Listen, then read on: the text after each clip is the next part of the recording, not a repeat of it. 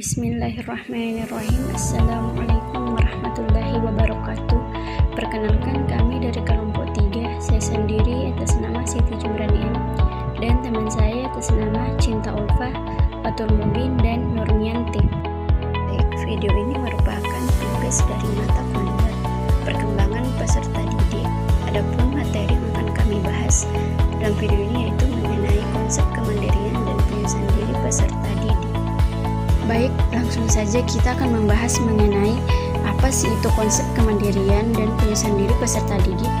Untuk materi yang pertama akan saya bacakan, yaitu mengenai pengertian dari kemandirian itu sendiri. Pengertian kemandirian. Kemandirian merupakan suatu sikap otonomi di mana peserta didik secara relatif bebas dari pengaruh penilaian, pendapat, dan keyakinan orang lain. Dengan otonomi tersebut, peserta didik diharapkan lebih bertanggung jawab terhadap dirinya sendiri. Nah, dari pengertian tersebut, secara singkat dapat disimpulkan bahwa kemandirian mengandung beberapa pengertian, yaitu pertama yaitu suatu kondisi di mana seseorang memiliki hasrat bersaing untuk maju demi kebaikan dirinya sendiri. Yang kedua yaitu bagaimana dia mampu mengambil keputusan dan inisiatif untuk mengatasi masalah yang dihadapi.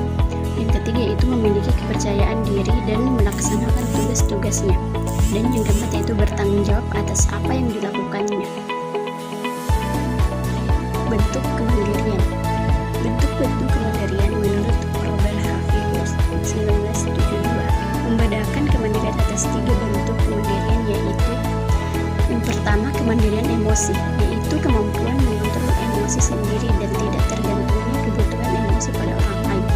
Yang kedua yaitu kemandirian ekonomi, yaitu kemampuan mengatur ekonomi sendiri dan tidak tergantungnya kebutuhan ekonomi pada orang lain. Yang ketiga yaitu kemandirian intelektual, yaitu di mana kemampuan ini untuk mengatasi berbagai masalah yang dihadapi. Yang terakhir yaitu kemandirian sosial, yaitu kemampuan untuk mengadakan interaksi dengan orang lain dan tidak tergantung pada aksi orang lain.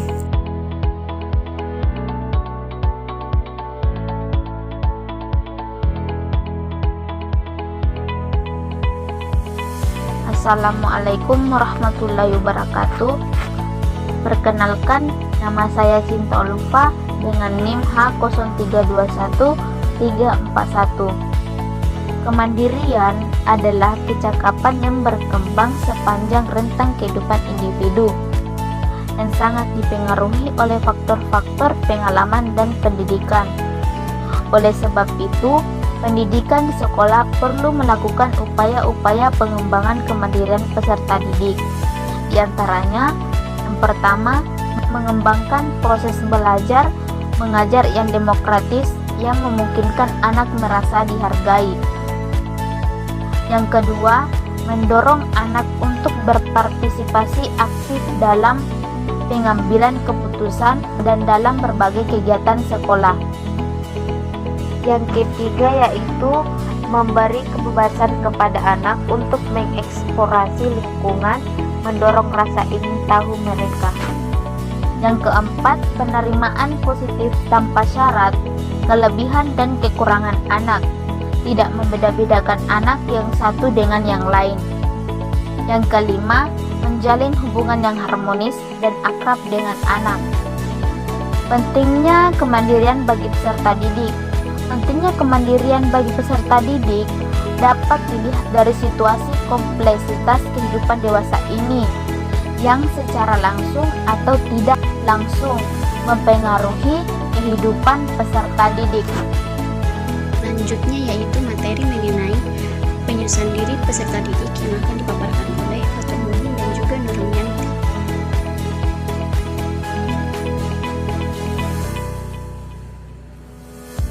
Penyesuaian diri merupakan suatu konstruk psikologi yang luas dan kompleks, serta melibatkan semua reaksi individu terhadap tuntunan baik dari lingkungan luar maupun dari dalam diri individu itu sendiri.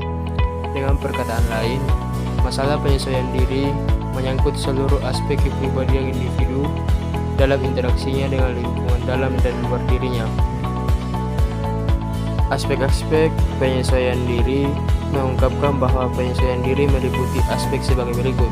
yaitu yang pertama aspek pengakuan, yang dimana menghormati dan menerima hak orang lain. Aspek yang kedua adalah partisipasi. Partisipasi adalah melibatkan diri dalam berelasi. Setiap individu harus dapat mengembangkan dan memelihara sebuah hubungan persahabatan. Aspek yang ketiga, persetujuan sosial. Persetujuan sosial adalah minat dan simpati terhadap kesejahteraan orang lain. Yang keempat, altruisme. Altruisme ini adalah memiliki sifat rendah hati dan tidak egois. Yang kelima, kesesuaian. Kesesuaian adalah menghormati dan menaati nilai-nilai integritas hukum, tradisi, dan kebiasaan.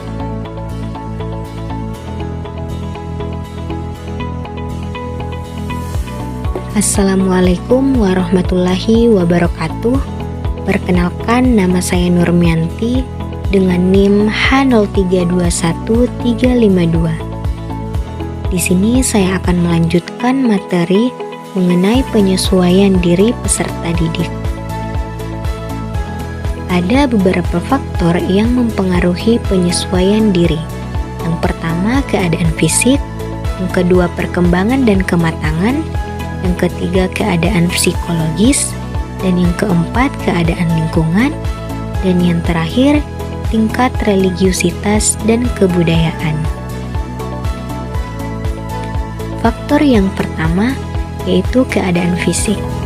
Kondisi fisik seorang individu dapat mempengaruhi penyesuaian diri, sebab keadaan sistem kekebalan tubuh dapat menjadi faktor penunjang kelancaran individu dalam melakukan penyesuaian diri. Selanjutnya, faktor yang kedua yaitu perkembangan dan kematangan.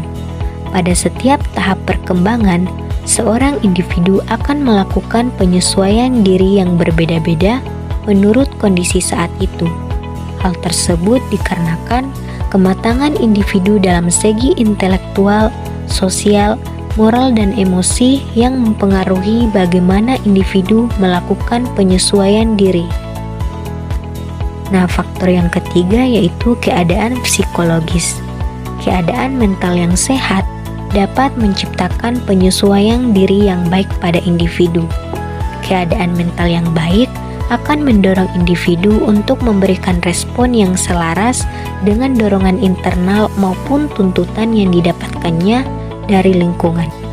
Dan yang keempat yaitu keadaan lingkungan.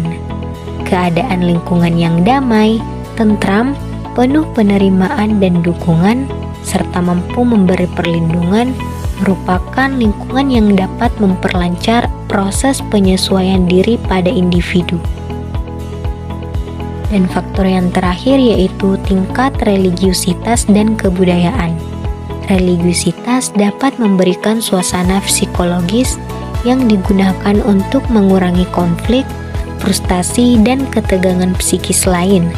Karena religiusitas memberi nilai dan keyakinan pada individu untuk memiliki arti, tujuan, dan stabilitas dalam hidup.